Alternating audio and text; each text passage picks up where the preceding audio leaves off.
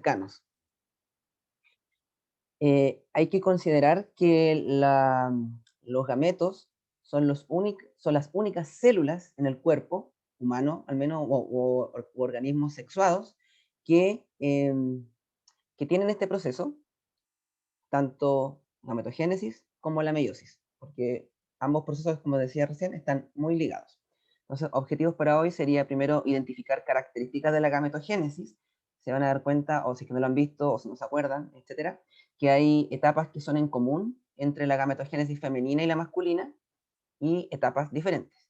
Y también reconocer las etapas de la gametogénesis, porque la gametogénesis involucra etapas del ciclo celular mitótico y del ciclo celular meiótico. Entonces, esas son las características de la gametogénesis. Entonces, antes de hablar directamente de la gametogénesis, hay que contextualizar un poco. Tenemos que, en el caso de los humanos y organismos sexuados superiores, como animales y algunas plantas, tenemos un ciclo de vida que se conoce como ciclo de vida diploide dominante. ¿Qué quiere decir eso? Que la mayor parte de las células y la mayor parte del tiempo, estas células están de forma diploide, o sea, 2N, lo que quiere decir que se están reproduciendo por mitosis. Pero hay una breve etapa, bueno, no tan breve, pero una pequeña etapa, y algunas células que van a sufrir la fase haploide, que va a ocurrir gracias a la meiosis y permite la formación de los gametos, ya sea el ovocito en la mujer y el espermatozoide en el hombre. Entonces, esa sería la fase haploide. Pero todo lo demás, todo lo que ocurre en el cuerpo, desde que se forma el cigoto, crece ese cigoto, se convierte en mórula, en blastocisto, y después la morfogénesis, organogénesis y todas las etapas que vienen en el desarrollo embrionario, nacimiento, crecimiento y todo, lo que predomina siempre es el ciclo de vida diploide. O sea, mitosis, mitosis, mitosis, mitosis. Y solamente cuando el organismo tiene madurez sexual y produce gametos, va a tener etapas de haploide, en esas células solamente. Entonces, eso muestra esta imagen, donde, como les decía, el ciclo de vida diploide es el dominante, principalmente. Entonces, los gametos, ovocito y espermatozoide, son las únicas células haploides que existen en los organismos sexuados y tienen la característica que tienen la mitad de la información genética. Eso es muy importante. Y forman parte de la reproducción conocida como reproducción sexual. Esta reproducción tiene muchísimas ventajas y esas ventajas las podríamos alinear, por decirlo así, con características evolutivas, debido a que existen variaciones en el material genético y eso permite que ese individuo tenga características distintas a otro. Entonces, por eso la reproducción sexual es tan exitosa y de hecho es de las más abundantes en organismos superiores, sobre todo en mamíferos, aves y la mayoría de los reptiles. Entonces, eso sería con respecto al ciclo de vida diploide dominante. Entonces, aquí lo importante y lo que hay que destacar es que el proceso de formación de gametos permite claramente tener células que tengan la mitad de la información y que después, por medio de la fecundación, estas células se junten, ¿cierto? Y formen un individuo que tenga todos los cromosomas de la especie. O sea, cada gameto es 23 cromosomas, el cigoto es 46 y desde ahí en adelante se mantiene esa cantidad hasta que comienza nuevamente la gametogénesis, una nueva fecundación y así continúa este ciclo. Entonces, eso muestra esta imagen introductoria a la gametogénesis.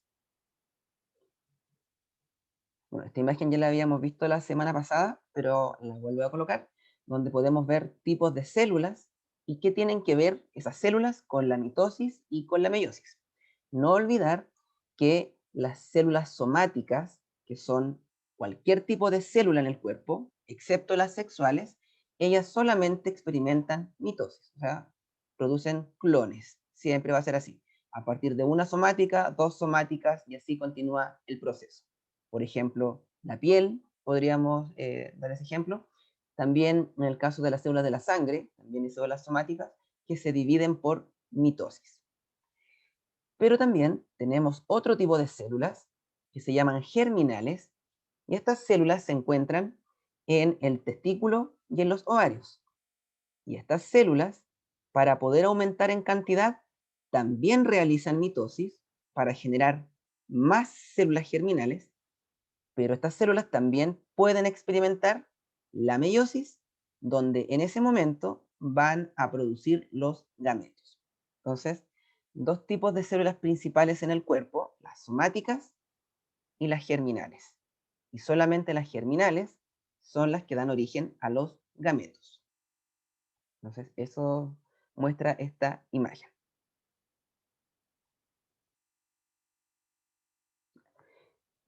Recordando algunos conceptos de la meiosis que vimos la semana pasada, aquí recordar que son dos divisiones que se clasifican como meiosis 1 y la meiosis 2, y lo importante de destacar es que la meiosis, no olviden que en su primera división, o sea, la meiosis 1, la célula experimenta fenómenos de variabilidad, que son el entrecruzamiento y la permutación cromosómica. O sea, que las células que se generan resultado de la primera meiosis son completamente diferentes a la célula que comenzó el proceso, porque tienen variabilidad. Eso no hay que olvidarlo. Luego, en la segunda división, en total se generan 4 células y tienen la mitad de la información respecto a la que comenzó el proceso de meiosis. Entonces, esta es una visión general de la meiosis.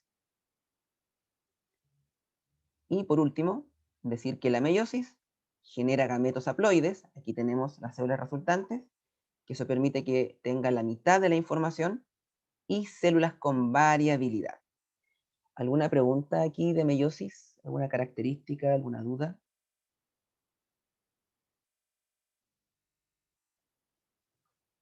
Es recordatorio de la semana pasada. ¿Nadie? Continuamos entonces. Ya, ahora sí, directamente al tema de gametogénesis. Recuerden que una estrategia útil para resolver preguntas de biología es aquella donde cuando se enfrenten a algún concepto que no conocen, lo ideal sería que ustedes lo escriban, busquen la definición, literal definición, pero que también busquen el significado etimológico, donde qué significa la palabra. Entonces, tenemos que en el caso de gametogénesis, génesis siempre significa inicio, comienzo, y claramente gameto viene de células gametos. Entonces, inicio o formación de gametos. Eso es la gametogénesis.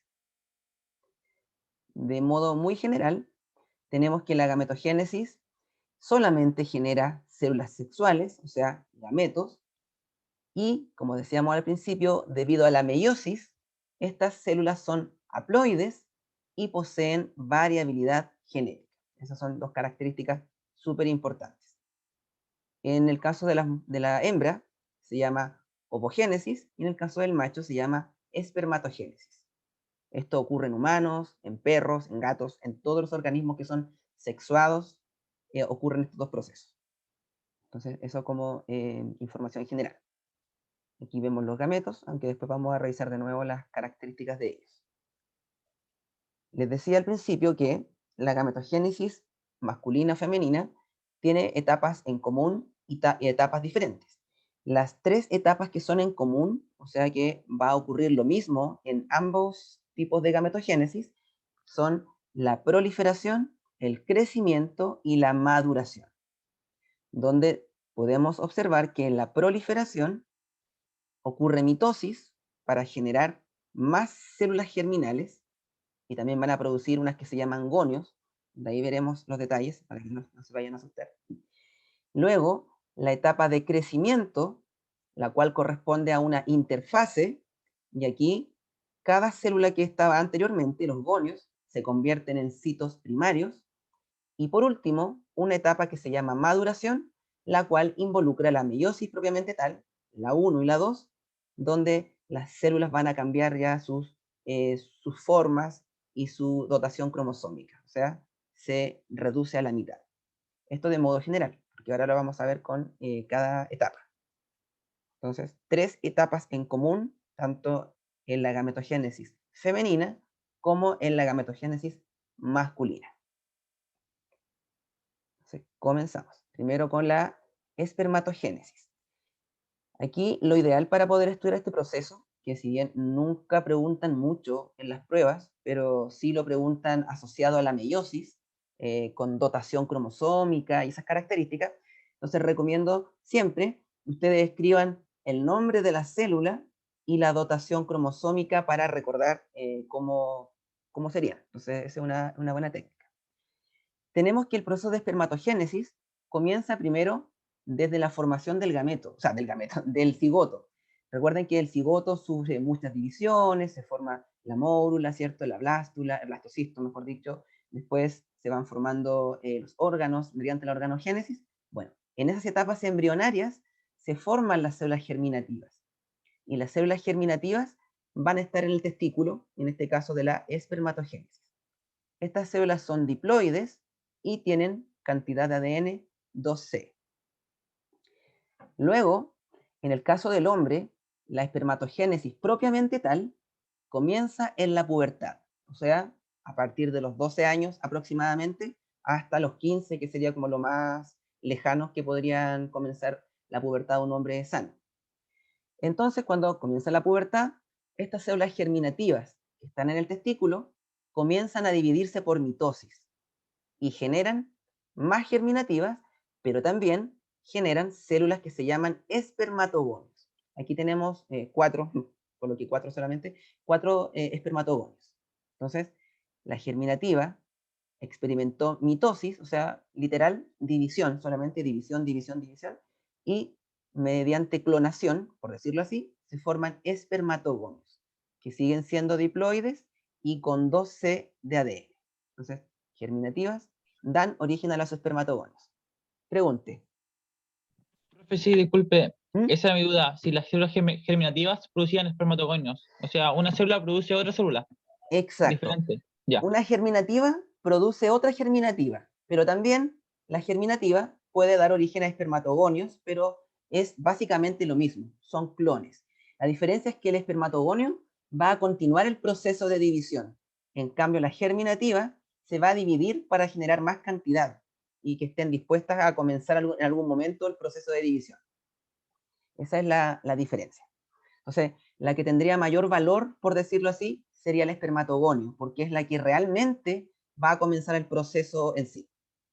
Entonces, el espermatogonio surge a partir de mitosis, 2N, 2C, o sea, serían prácticamente clones de las germinativas, solo que son células que van a entrar a la gametogénesis y al ciclo celular. Luego, tenemos que cada uno de los espermatogonios, al menos en el caso del hombre, son muchísimos espermatogonios, muchos, muchos, muchos, muchos, muchos al mismo tiempo, muchísimos, entran en la etapa de interfase. Interfase. Recuerden que la interfase ocurre en tres etapas, la G1, S, G2. Entonces, lo que va a ocurrir es que cada espermatogonio aumenta de tamaño, duplica nutrientes, organelos, estructuras, duplica el ADN, por lo tanto la célula que se forma luego de la interfase es ya diferente a la anterior porque es más grande y con el doble de ADN. Y esta célula se llama espermatocito primario, el cual es producto de la interfase. Tenemos que es 2N, 4C. Entonces, eso como característica. Bueno, coloquémosle nombres. Esta etapa donde ocurre esta clonación se llama proliferación. Ahí debería aparecer, ahí está, proliferación. Ahí está con un poco más de detalle para que lo lean después. Los espermatogonios son producto de la proliferación, o sea, muchas divisiones mitóticas. En cambio, el espermatocito primario, que dijimos que le ocurre una interfase, es producto de la etapa que se llama crecimiento. Entonces, proliferación y aquí crecimiento. Tenemos espermatocito primario, diploide y 4C de ADN, o sea, el doble de ADN. Tercera etapa, cada uno de los espermatocitos primarios, que como les dije son muchísimos, miles que están haciendo esto al mismo tiempo, en el caso del hombre, el espermatocito primario sufre la primera división de la meiosis, o sea, meiosis 1, y lo que aparece es el espermatocito secundario, que ya es haploide y 2C de ADN, espermatocito secundario. Y aquí está ocurriendo la etapa que se llama maduración. Aquí. Cada espermatocito secundario experimenta la segunda meiosis y se forman finalmente lo que se conocen como espermátidas, que son células aún muy parecidas a células como comunes, por decirlo así, que no tienen una forma de espermatozoide, espermátidas. Y ellas son NC, o sea, ya se redujo el material genético a la mitad respecto a las que comenzaron el proceso, a la mitad. Y aquí terminaríamos la etapa de maduración. Como les decía al principio, son etapas en común con la gametogénesis femenina, o sea, proliferación, crecimiento y maduración. Hasta aquí todo igual que la gametogénesis femenina. Pero estas células masculinas, espermátidas, tienen que transformarse en espermatozoides.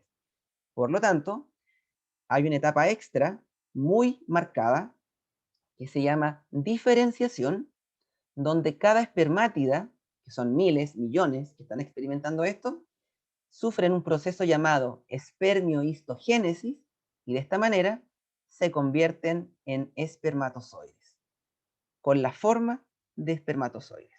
Y aquí tendríamos los 4 procesos que sufre en las células masculinas en la gametogénesis. Entonces, aquí lo que tienen que tomar en cuenta primero es la dotación cromosómica de cada una, espermatogonio, espermatocito, primario, secundario, espermátida, espermatozoide, y también entender qué proceso del ciclo celular ocurrió en cada etapa. O sea, ahí se los marqué para que lo puedan identificar con mayor facilidad. Y en la diferenciación no es parte del ciclo, es una etapa aparte, donde hay una transformación de la célula. Preguntas de aquí. Espermatogénesis. Duda de etapa, de proceso, o se entiende, o hay que después analizarlo un poco más detenidamente para tener dudas. Creo que yo no entiendo. ¿Qué cosa no entiende? Es que los nombres están abajo de la célula, Esta que sí, esta que está aquí se llama espermatogonio. pero Esta, la mitosis le ocurre a la germinativa o a los espermatogonios. la mitosis le ocurre a las germinativas y a los espermatogonios para Pero las generar. células germinativas no están en el esquema. No, porque no encontré un esquema que las tuviera incluidas. Por eso las anoté solamente, porque son Ya células es que que están en el no testículo. entendía el monito. Ah, ya, ya. Sí, pues las germinativas están en el testículo. Ya, gracias por la acotación. Están en el testículo. Ellas se convierten en espermatogonios por mitosis. Y los mismos espermatogonios pueden hacer mitosis para generar más espermatogonios. Y luego, estos gonios son los que entran en el proceso específico de la gametogénesis. Aquí, interfase, se forma el espermatocito primario. Después, meiosis 1, el secundario. Meiosis 2, espermátida, y aquí terminó el proceso de división. Y esta última etapa de la gametogénesis es la diferenciación, o sea, transformar una espermátida en un espermatozoide con todas sus características de espermatozoide. ¿Más preguntas? ¿Sí? ¿Segura? Ya. ¿Más preguntas? ¿Dudas? Bueno, continuamos entonces. Aquí hay una imagen donde se puede ver la espermiohistogénesis, que es el proceso que le ocurre al espermatozoide, bueno, a la espermátida, mejor dicho. Aquí tenemos la espermátida, que es una célula que tiene organelos, tiene muchos componentes como todas las células, excepto que tiene la información genética a la mitad, pero tiene que convertirse en espermatozoide. Por lo tanto, en este proceso lo que ocurre principalmente es que pierde un pedazo, por decirlo así, y ese pedazo se lleva organelos, se lleva componentes que no son necesarios. Entonces, vean, aquí está perdiendo parte del citoplasma con organelos y todos los componentes, y se empiezan a formar partes que sí son necesarias. Por ejemplo, las mitocondrias se ordenan aquí, muy ordenaditas, y se empieza a formar el flagelo. Entonces las mitocondrias se ordenan alrededor del flagelo, en la parte de esto que se llama cuello. Luego tenemos que sobre el núcleo se forma lo que se conoce como acrosoma, y así esto va continuando el camino hasta tener este espermatozoide ya funcional. En todo Profe, caso, cuando se vea fecundación, hay que de nuevo revisar esto, así que esto va a quedar ahí pendiente para después. Dígame. profe, dos consultas. La Sí, primera, ¿el acrosoma es formado por el aparato Golgi o no? sí, el acrosoma se forma gracias al aparato de Golgi que genera, produce, bueno, y junto con el retículo rugoso, que produce enzimas que son hidrolíticas, si no me equivoco, y que permiten romper las capas del ovocito. Entonces se acumulan aquí. Sí. Ah, ya, profe. Y la otra es que las mitocondrias en el flagelo se encargan de producir la energía necesaria para el movimiento del flagelo, ¿cierto? Exacto, sí, porque al igual que un motor, este flagelo tiene que moverse, girar, ¿cierto? Y gracias a las mitocondrias se le aporta el ATP necesario para que eso ocurra. Entonces aquí tenemos la cabeza, el cuello o pieza intermedia y la cola o flagelo. Son los tres componentes principales de un espermatozoide. En la cabeza está el núcleo, en el cuello están las mitocondrias y la cola claramente es el flagelo propiamente tal. Entonces, ahí tendríamos de manera general la espermiohistogénesis. Y así estaríamos terminando el proceso de espermatogénesis. Pero para poder hacerlo un poco más, con más sentido, por decirlo así, busqué una imagen donde se podría ver lo que realmente estaría ocurriendo en el testículo. O sea, aquí tenemos un testículo partido por la mitad. Si tomamos un pedacito, que sería el túbulo seminífero, igual después hay que verlo cuando se vea reproducción, todo eso, y ampliamos esta imagen, veríamos esto. Aquí están las espermatogonias en la parte de basal, aquí que es la parte de, como de los bordes del testículo. Aquí están las espermatogonias, después en la capa siguiente los citos primarios, después en la siguiente capa citos secundarios, en la siguiente hay espermátidas y luego también se están produciendo los espermatozoides. Y los espermatozoides se van liberando aquí, a esta parte del medio, donde hay un espacio donde son liberados. Entonces, se forman de aquí hacia allá. Entonces, aquí va ocurriendo la espermatogénesis. Eso sería con respecto al proceso. Luego viene la ovogénesis, que tiene las mismas etapas, excepto la etapa de diferenciación propiamente tal. Y aquí hay algunos detalles importantes que hay que tomar en cuenta. Vemos que, bueno, explico la imagen por si hay confusión, las germinativas están en el ovario, así que estas que están aquí no son germinativas, se las coloqué porque tampoco encontré un esquema que las mostrara. Entonces, las germinativas están en el ovario y estas se produjeron, al igual que las germinativas del hombre, se produjeron durante el desarrollo embrionario y pasaron a formar parte del ovario. Y ahí está. La diferencia es que estas células, cuando entran a división por mitosis, eso ocurre durante el embarazo, o sea, en la etapa prenatal. Cuando una mujer está creciendo en el vientre materno, ya está ocurriendo la ovogénesis. En cambio, en el hombre comienza desde la pubertad. Es una gran diferencia entre ambos procesos. Entonces, estas germinativas hacen mitosis, generan más germinativas, pero también generan ovogonios. ¿Sí? Nuevamente el apellido gonio. Solamente mitosis, o sea, clones, clones, clones, muchos clones, y los ovogonios, diploides, 2C. Luego, interfase, igual que lo anterior, y los gonios pasan a llamarse ovocitos primarios. Recuerden que la interfase G1, S, G2, la célula crece, duplica el material genético, duplica organelos, todo lo necesario para la división. Y este ovocito primario, diploide, pero 4C porque tiene el doble de ADN. Y hasta aquí, todo esto ocurre en el vientre materno, en esa bebé que está creciendo, en la etapa prenatal. O sea, hasta el tercer mes de vida ocurre esto. Y se detiene el proceso por completo aquí. Específicamente, se detiene en profase 1 de la meiosis. Entonces, aquí vemos que terminó el proceso. Esto iba un poquito más abajo. Bueno, entonces, terminó el proceso. Luego, desde la pubertad, tenemos que el proceso se reactiva, porque estaba detenido, literal detenido, se reactiva y cada una de estas células continúa el proceso de división y tenemos que estas células pasan mediante la meiosis 1 a formar un ovocito secundario y aquí termina el proceso nuevamente.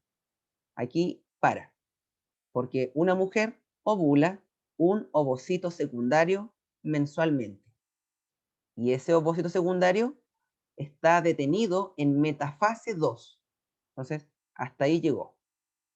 Si es fecundado, continúa el proceso, y si no es fecundado, se reabsorbe. Y ahí quedó. Ovocito secundario en metafase 2. Pero también hay que destacar que este ovocito secundario, que es una célula, también viene con un compañero. Y ese compañero se llama polocito primario. ¿Alguien recuerda las características del polocito o corpúsculo polar o cuerpo polar? ¿Cuál es su fin en la gametogénesis femenina? Profe, creo que está encargado de entregar cierta cantidad de nutrientes, como que al final se va como opacando, ¿no? No, porque creo que se refiere se me fue la palabra. El, tengo la palabra, en la punta de la lengua tengo la palabra, pero no me puedo acordar. Es el cuerpo lúteo, cuerpo lúteo. Sí, no es lo mismo, no es lo mismo. ¿Alguien que recuerde el polocito? ¿Para qué existe el polocito? Vean el proceso.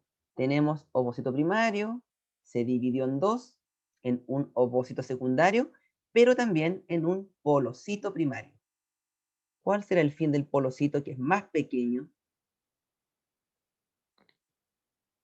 ¿Recuerdan algo? ¿Para qué? ¿O cuál podría ser la lógica del polocito? Tomen en cuenta la mujer. ¿Cuántos ovocitos libera? Solamente libera uno mensualmente. Entonces, si solamente libera uno y vemos que aquí en la división se Profe, genera... Dígame. ¿tenía algo que ver con los desechos? Ya, va por ahí, por ahí. Más que desechos, tomen en cuenta que tenemos acá una célula ovocito primario. Cuando esta célula se divide, genera dos células idénticas mediante la meiosis 1, pero la mujer solamente libera un ovocito. Por lo tanto, ¿dónde quedó la mitad del resto que había de cromosomas, de organelos, citoplasma?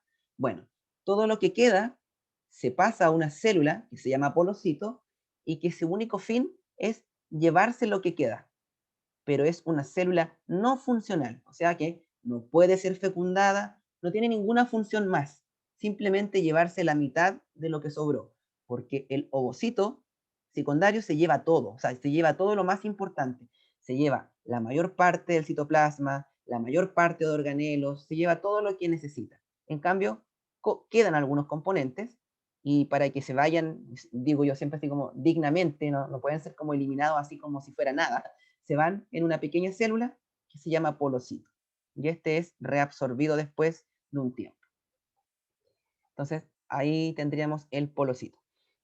El humano le encontró funciones al polocito, eso sí, médicamente hablando, está el examen del polocito, donde cuando una mujer sospecha que tiene alguna mutación en sus gametos o es de edad muy avanzada y tiene la intención de tener hijos, pero tiene miedo que el bebé pueda tener alguna anomalía, entonces el médico toma una muestra de polocito y lo analiza. Entonces, si el polocito está sano, significa que el ovocito también está sano.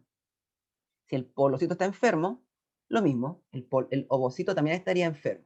Entonces, de esa manera, esa mujer no altera sus ovocitos, porque supongamos que tiene uno que está bueno y se lo sacan para revisarlo y después lo pierde, entonces mejor se saca el polocito y ya se puede saber que el ovocito está bien o mal respecto a cómo esté. Entonces, esa es una aplicación médica del polocito, como dato extra. ¿Son los restos? Serían, en cierto modo, los restos, sí, los restos de lo que quedó de la célula anterior, y que no pasaron al ovocito secundario, que es el importante, que es fecundable. Entonces, este es el ovocito que está listo para ser fecundado. Si no se Profe, dígame, dígame. entonces su función es como opacarse poco a poco, como morir, entre comillas. Claro, es morir llevándose lo que quedó de la célula anterior. Porque recuerden que ambas células se generan dos células y tienen que tener componentes. Entonces, lo que quedó, lo que entre comillas sobró, no se puede ir así nomás como que se libere al citoplasma, sino que se va en una célula para que después sea reabsorbido. Entonces, su función es eso prácticamente, llevarse lo que quedó. Sobre todo, el material genético que quedó. Entonces, eso sería con respecto al polocito. Si no hay fecundación, aquí termina el proceso, aquí literalmente, y se reabsorbe el ovocito y se reabsorbe el polocito. Y ya nada más fue. Pero, si caso contrario hay fecundación, tenemos que aquí se fecunda el ovocito y pasa a llamarse óvulo, que aquí dijimos que estaba en metafase 2. Bueno, ahora ocurre la anafase 2, la telofase 2, y luego vuelve a ocurrir una citocinesis. Entonces, se convierte en óvulo y se libera otro polocito, y al mismo tiempo el polocito anterior también sufre una división y se convierte también en dos polocitos. O sea, al final tenemos tres polocitos que se están llevando la información que quedó y material que sobró, por decirlo así, que no suene feo, porque que sobró suena como feo. Pero en todo caso inicia con un... Claro, solamente va a ocurrir esto que aquí, esta parte solamente va a ocurrir si es que hay fecundación. O sea, la primera etapa del desarrollo embrionario, o sea, previo al desarrollo embrionario, fecundación. Entonces, si dijéramos como coloquialmente la mujer quedó embarazada, claro, entonces sería aquí. Eso ocurriría. Pero si no, termina en lo anterior y hasta ahí llegó todo. Lo chistoso de todo es que el ovocito pasa a llamarse óvulo, pero rápidamente, como ya está fecundado y realiza un proceso en común con el espermatozoide, pasa a llamarse cigoto o célula huevo. Entonces, óvulo es muy poquito lo que alcanza a ser así propiamente tal. Es óvulo y luego ya es cigoto o célula huevo. Entonces, esa es como la triste historia del óvulo, que por muy poco tiempo fue óvulo. Entonces, eso sería con respecto al, al proceso de ovogénesis. Entonces, aquí que hay que recordar que hay una parte que ocurre en la vida intrauterina y una parte que ocurre desde la pubertad. Pero, a diferencia de la masculina, solamente se forma una célula funcional. Claro, en total igual se producen 4, pero de esas 4, solamente una sirve, es fecundable y va a realizar el proceso. En cambio, las otras 3 van a degenerar y se van a reabsorber. Porque imagínense que las hembras humanas produjeran 4 ovocitos cada vez, serían embarazos múltiples y realmente la población humana aumentaría mucho más de lo que somos. Esto sí ocurre en otros animales, como por ejemplo los perros, los gatos, sí, liberan más cantidad de ovocitos, incluso liberan ovocitos de ambos ovarios. Entonces, por eso una gata puede tener muchos gatos, una cerda puede tener muchos cerditos, entonces eso pasa con otros animales. En cambio, en el humano no, porque imagínense, el humano tiene que poner mucho, mucho cuidado en un bebé. O sea, si fueran muchos bebés, claramente evolutivamente hablando sería desventajoso, porque al cuidar tantos, sería muy probable que murieran más de uno. Entonces, por eso evolutivamente el proceso quedó así en humanos. Y eso sería con respecto a la ovogénesis. Oh, o sea, qué loco. ¿Tiene que ver con las estrategias de crecimiento y todo eso? No, ahí no tanto. Esto es más evolutivo, más evolutivo. Pero claramente, después, de una vez que se produjo este proceso, las estrategias de crecimiento también existen. O sea, como es solamente un hijo o muy pocos hijos, mucho cuidado parental y todo lo que involucra eso. Pero principalmente esto sería como una estrategia evolutiva. Menos hijos, pero que sobrevivan. O sea, menos es más. Profe, Dígame. por ejemplo, en el caso de la señora que iba a tener, no sé, octillizos, ¿cómo pasó? Bueno, generalmente esos casos como Frick, donde hay muchísimos hijos de por medio, eso no ocurre de manera natural. Eso ocurre porque por lo general son fecundaciones in vitro. O sea, son personas que tienen problemas de fecundidad Entonces pasan sus ovocitos y espermatozoides, se fecundan en el laboratorio y ocurre que se fecunda más de uno o experimenta más divisiones y después cuando se implanta esto ya está activo y son más bebés. O sea, naturalmente creo que sí ha ocurrido, pero es como muy poco. Generalmente es algo artificial que se generen esa cantidad de hijos. Como normal, entre comillas, son los gemelos monocigóticos, o a veces pueden ser tres, pero generalmente de tres hacia arriba es más de laboratorio que ocurre este proceso, frecuentemente. No. Claro, entonces eso sería. Y aquí tendríamos la ovogénesis, y eso sería en general. Entonces, si se dan cuenta, son las mismas etapas con la espermatogénesis, excepto que la espermatogénesis tiene la etapa muy marcada de diferenciación, donde la célula cambia de forma completamente para transformarse en un espermatozoide. Y la ovogénesis tiene su restricción, que si no hay, no hay fecundación, el proceso ahí termina, se detiene aquí. Pero si hay fecundación, continúa. Entonces, eso sería respecto a ambos procesos. ¿Más preguntas, más consultas o dudas? Insisto que la estrategia mejor es anotar los nombres de las células y la dotación cromosómica, para que no vayan a olvidar, así como a veces preguntan, o sea, en el Dendro no lo he visto mucho, lo he visto más en CEPECH o Pedro de Valdivia, que preguntan así como, una célula que es 2N, 4C, ¿sería? Y les colocan espermatogonio, tanto, tanto, y ahí tienen que ir viendo cuál es. Entonces, de todas maneras, igual les sirve para eso.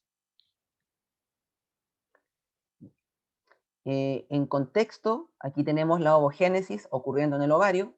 Fíjense, aquí tenemos las primeras etapas, ovogonios, en crecimiento. Acá tenemos el ovocito primario, luego que está dentro de un folículo, que esto está en el ovario folicular. Acá tenemos un folículo maduro, que sigue teniendo al ovocito, luego tenemos la ovulación, donde se está liberando el ovocito secundario. Y así lo podemos ver más grande, que tiene varias capas y varios componentes. Entonces, sería contextualizado a lo real, el proceso. Aquí va ocurriendo hacia allá. Pero generalmente, en el caso femenino, varios folículos son los que van madurando para convertirse finalmente en uno maduro, pero solamente, entre comillas, el más rápido, por decirlo así, es el que realmente madura y libera el ovocito. Los otros que se estaban activando en maduración degeneran, porque el que es más rápido causa que los otros degeneren. Entonces eso también impide que haya una ovulación de mayor cantidad. O sea, también hay muchos procesos que impiden eso. Entonces eso sería respecto a la ovogénesis en el ovario. Y por último, tenemos aquí una comparación de los gametos femenino y masculino. Fíjense, aquí está el ovocito. El ovocito no es solamente la célula, sino que tiene varios componentes. Tenemos aquí su núcleo, citoplasma. Luego podemos ver que hay una capa que se llama zona pelúcida, que da protección al ovocito, y una corona radiada o radiata, que también permite protección al ovocito y nutrición. Entonces, tiene varias capas, no es solamente la célula sola, sino que capas que están acompañando a esta célula en todo el proceso desde la ovulación hasta la fecundación. Y el espermatozoide, ya dijimos, cabeza, el cuello y la cola. Entonces, hay bastantes diferencias entre ambos gametos, sobre todo en tamaño. El ovocito es, creo que 5 veces más grande, creo más o menos, o más, o 10 veces más grande, si es que no es mucho más, no recuerdo específicamente cuánto, pero es mucho más grande. Y tiene mucho citoplasma, muchos nutrientes. Entonces, eso es una gran diferencia. Profe, Dígame. una consulta, en la corona radiada, estas partes que a veces como hay doble, no sé qué son, como esas pelotitas, se puede Células. decir que esa célula, se puede ¿Sí? decir que es aleatorio este ordenamiento o tiene cierto grado de ordenamiento. Sí, tiene que tener varias capas, porque al tener varias capas le entregan por un lado nutrición a la célula, hay células nodrizas también, por ejemplo, y por otro lado también protección, o sea, impidiendo que exista una fecundación múltiple. Entonces, el espermatozoide, como se va a ver enfrentado a muchas capas, va a tener que, una vez que llega uno, los otros van a demorar, entonces ahí ya se impide la multifecundación, o no me acuerdo cómo se llama, fecundación múltiple. Entonces, poliespermia, eso era, la poliespermia. Por eso tiene muchas capas. El dibujo se ve así, pero realmente tiene varias capas más. Entonces, esa es la idea. Protección, nutrición del ovocito para que esté todo bien. De hecho, las células que están aquí son las que hacen pinocitosis. ¿Se acuerdan cuando hablábamos de transportes? Cuando un tipo de transporte que entra algo, que son líquidos disueltos, pinocitosis, bueno, acá tenemos células que algunas se llaman nodrizas, y esas células por pinocitosis toman sustancias disueltas en líquidos y se los van entregando al ovocito para que él se pueda nutrir. Entonces, es un ejemplo de pinocitosis, relacionándolo con transportes. Eso como dato. Y creo que hemos llegado al fin. No sé si hay más dudas, consultas respecto al tema. Insisto, ¿Qué recomiendo. hace la corona radiada? La corona radiada o radiata protege y también nutre al ovocito. Sí. Protege de la poliespermia principalmente, bueno, y claramente de cualquier otro problema que pudiera Profe, afectarle. ¿Sí? es algo que a mí me cuesta mucho. ¿Ya? ¿Ya? La diapositiva anterior. Dígame, ¿aquí? Sí, ¿cuál es la relación del cuerpo lúteo y del folículo como con los ovocitos y todo eso? El cuerpo lúteo, Ah, ya, pero eso ya tiene que ver más con reproducción, hormonas. Pero de todas maneras, tenemos que, les decía que maduran varios folículos. Cada folículo en su interior tiene ovocitos, ¿cierto? Ovocitos. O sea, aquí tenemos el folículo y adentro está el ovocito, ese que se ve de O color sea azul. que ya maduraron las células, los Claro, ovogonios, claro, todo aquí, eso. aquí está ocurriendo, dentro del folículo está ocurriendo eso. Por ejemplo, aquí hay un ovogonio, después se convierte en un... ¿Folículo en las células? El folículo es una estructura que protege al ovocito. El ¿Ya? ovocito es como la casa del ovocito, o como Ok. como el dormitorio del ovocito y el ovario es la casa. Entonces, esta es la casa y el folículo es el dormitorio donde está el ovocito, es su lugar personal. Entonces, ese folículo va madurando mientras va avanzando la gametogénesis, pero también va madurando el ovocito. Entonces, el folículo va creciendo, va acumulando nutrientes, ciertas características, y el ovocito también va madurando. O sea, esto va ocurriendo al mismo tiempo. Y una vez que el folículo está muy maduro, y ya está listo, libera al ovocito, pero el folículo no sale, porque el folículo es parte del ovario. Entonces el folículo se queda aquí. ¿Y qué pasa? Que vuelve a regenerarse, por decirlo así, y se convierte en cuerpo lúteo, que es la glándula directa del ovario que produce hormona LH. No, progesterona, perdón.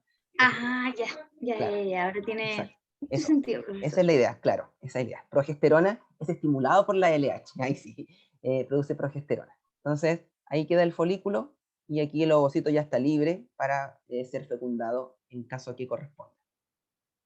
¿Más preguntas? En el chat aquí colocaron que estaba claro. Ya, ok. ¿Nadie más? Bueno, entonces esa sería la revisión